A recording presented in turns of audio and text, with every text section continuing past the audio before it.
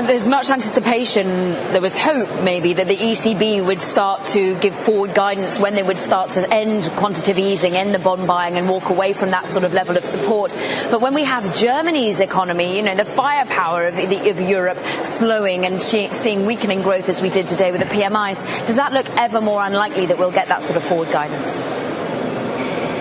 Yes, I believe that it is quite unlikely that the European Central Bank is going to add fuel to the fire by giving hawkish messages. I think that the European Central Bank is finding itself between a rock and a hard place in the sense that if it continues the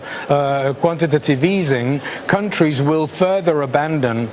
their reform agendas that we were talking about before. But at the same time, if they stop it, it can create a much larger impact on bond yields, because we don't know what secondary demand there is in Europe for peripheral bonds when the European Central Bank, as I said before, is more than 100% of the demand for those issuances. So I think that it is very likely that given the fact that the PMIs for Europe, that the growth in Germany